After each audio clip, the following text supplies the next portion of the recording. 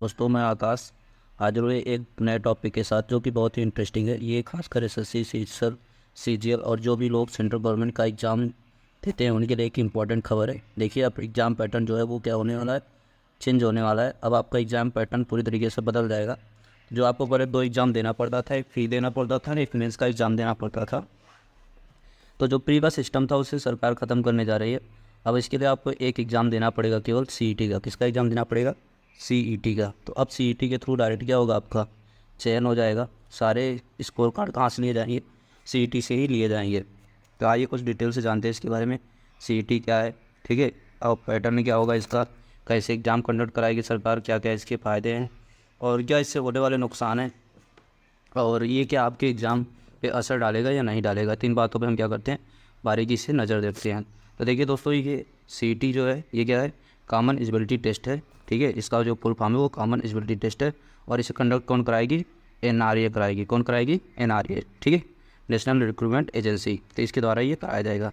ठीक है दोस्तों, इसके बारे में जानकारी दी गई है कि 2024 के में क्या होगा, टेस्ट मई जून में शुरू होगा। कब से शुरू होगा इसका?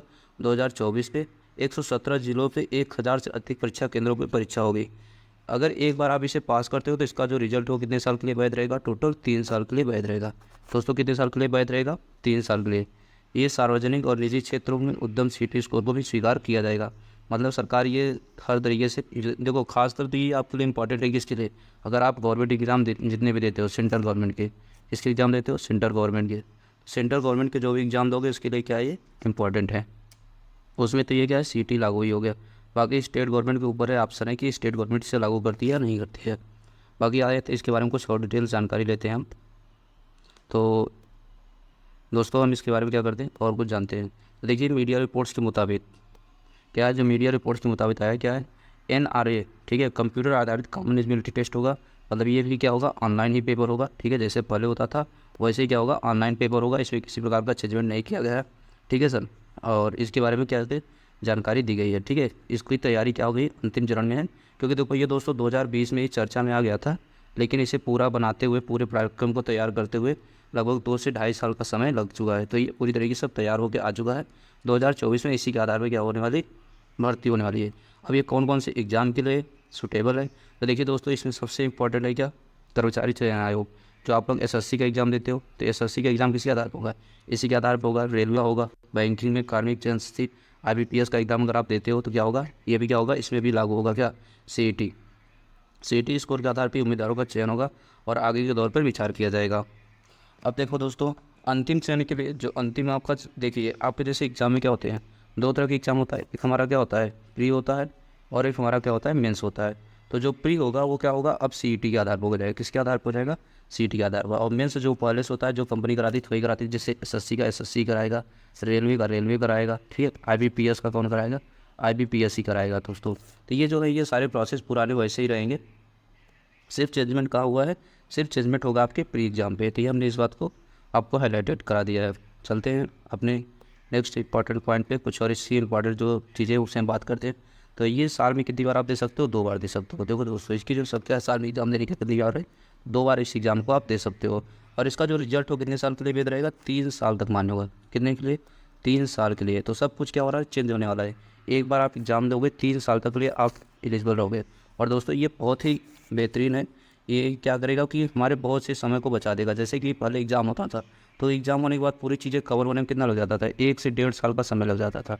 1.5 ईयर का समय क्या हो जाता था, चला जाता था। सिर्फ प्री होता था, फिर उसके रिजल्ट आते थे, फिर मेंस होता था, फिर बीच में कई चीटिंग, बहुत तरह से क्या होते थे, कांड होते रहते थे। तो उन सब चीज़ों से क्या होगा, बचाने के लिए क्या करेगा, ये हमें बहुत आसान कर देगा।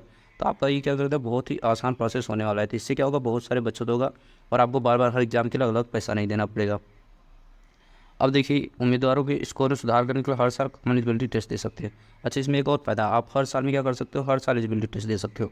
ऐसा नहीं कि आपने एक बार दे दिया तो 3 साल तक नहीं दे सकते, आप हर साल दे सकते हो। अपना स्कोर क्या कर सकते हो, अच्छा बना सकते हो। उम्मीदवार विभिन्न बैंकिंग रेलवे भर्ती का आवेदन कर सकते हैं। सभी प्रकार के उम्मीदवार, देखो तीनों के लिए आया है। ये एसएससी के लिए भी है, किसके लिए है दोस्तों, एसएससी के लिए भी है, और आपके बैंक के लिए भी है, और रेलवे के लिए भी है। तो तीनों तरह के लोग क्या कर सकते हैं, इस एग्ज़ाम को दे सकते हैं, एसएससी, बैंक और आपके रेलवे। ठीक है दोस्तों, तो ये तीनों तरह के लोगों के लिए एग्ज़ाम होगा। अब देखिए इसमें एक खास बात है ना, कि अगर हम एक बात ध्यान दें दोस्तों, तो क्या होगा कि जैसे कि अब मान लो ये क्या है, हमारे 3 तरह की एग्ज़ाम है। एक तो हो गया हमारा SSC जो कराता है, ठीक है, और एक हमारा क्या कराता है, रेलवे कराता है, और एक हमारा क्या कराता है, बैंकिंग कराता है। अब देखो, अगर आप देखोगे तो SSC का लेवल क्या होता है, अलग अलग होता है। जैसे कि एक होता है 10th लेवल पे, ठीक है। देखो 3 तरह के लेवल पे एग्ज़ाम होते हैं, एक 10th लेवल पे, एक आपका 12th लेवल पे, और एक ग्रेजुएशन लेवल पे। तो जो ग्रेजुएशन लेवल का होगा, ये एग्ज़ाम क्या होता है, थोड़ा टफ होता है, जो क्या करता है, IBPS कराता है। तो इसमें भी क्या होगा, 3 तरह से पासेस होगा, यानी CET भी 3 तरह का होगा। एक 10th लेवल वाला CET होगा, एक 12th लेवल वाला CET होगा, और एक ग्रेजुएशन लेवल वाला CET होगा। तो ये 3 लेवल आपके एग्ज़ाम कंडक्ट कराएंगे। तो तीनों अलग अलग आपको पास करना होगा, और तीनों 3 साल के लिए वैध रहेंगे। तो ये एक इंपॉर्टेंट खबर आपके लिए और थी। तो आते कुछ और पॉइंट पे, तो ये क्या देगा, जो टायर 1 का भी एग्ज़ाम देते तो उसकी जगह क्या देना पड़ेगा, आपको CET देना पड़ेगा। अब इसमें कुछ और इंपॉर्टेंट पॉइंट पाते हैं। ओके दोस्तों, अब हमारा जो पॉइंट बचा हुआ है वो क्या बचा हुआ है देख लेते हैं। तो ये हमारे सारे पॉइंट क्या हो गए, लगभग क्लियर हो गए, ठीक है। और आप इसे साल भी क्या कर सकते हो, 2 बार दे सकते हो। कितनी बार दे सकते हो, साल में 2 बार सकते हो। अपना स्कोर बढ़ा सकते हो, जितना चाहो उतना मैक्सिमम कर सकते हो। अच्छा देखो, और दोस्तों कुछ बातें इसमें हम पॉइंट कवर कर लेते हैं। जैसे कि ये क्या है, इसका पूरी तरीके से क्या हो जाएगा, सिलेबस पे बात करते हैं। सिलेबस जो हो जाएगा वो क्या हो जाएगा, डिफरेंट हो जाएगा। क्यों डिफरेंट हो जाएगा, क्योंकि देखो भैया यहाँ 3 तरह के एग्जाम होते हैं, SSC, रेलवे, ठीक है, और आपका बैंक, ठीक है। अब देखिए रेलवे का एग्ज़ाम क्या होता है, जैसे ग्रुप डी का हो गया, तो ये सारे एग्ज़ाम क्या होते हैं, थोड़े इजी होते हैं, ठीक है। SSC अपना थोड़ा 3 लेवल का एग्ज़ाम लेता है, तो ये इसके इजी भी होते हैं, टफ भी होते हैं, और हार्ड भी होते हैं। तो ये तीनों लेवल का एग्ज़ाम कराता है। पर बैंक का क्या होता है, काफ़ी हार्ड होता है, ठीक है, ठीक है, हाईली हार्ड होता है। तो इसका सिलेबस अलग होगा। अब तीनों के लिए क्या करेगा, अब तीनों को मिला के क्या बनाया जाएगा, एक कॉमन सिलेबस बनाया जाएगा। क्या बनाया जाएगा, ऐसा बनाया जाएगा जिसका सिलेबस क्या हो जाए, तीनों के हिसाब से मैच करता रहे, ताकि क्या होगा, कंपटीशन बरकरार रहे और अच्छा बनता रहे। तो देखो इसमें बहुत ज़्यादा क्या हो जाएगा, कंपटीशन अच्छा लेवल से बन जाएगा। इसका सिलेबस भी क्या हो जाएगा, चेंज हो जाएगा। जैसे सिलेबस का अपडेट आएगा, हम आपको उसके बारे में अगले वीडियो में जानकारी लेके हाजिर हो जाएंगे। आशा करते हैं आपको ये जानकारी अच्छी लगी। अगर अच्छी लगती है, ज़्यादा से ज़्यादा दोस्तों तक शेयर करें, और ये जानकारी सब तक पहुँचाएं, क्योंकि ये बहुत ही इंपॉर्टेंट खबर है। और ये क्या करेगा, एक तरीके से पूरी तरीके से बूस्टिंग है आपके लिए। और ये क्या कर देगा, आपकी बहुत तरीके से बचत कराएगा। तेनाली ने जो ये सरकार ने सिस्टम लिया, ये बहुत ही गुड है। बस एक चीज़ का दिक्कत है कि आपका सिलेबस क्या हो जाएगा, ये चेंज हो जाएगा। क्या हो जाएगा, सिलेबस चेंज हो जाएगा।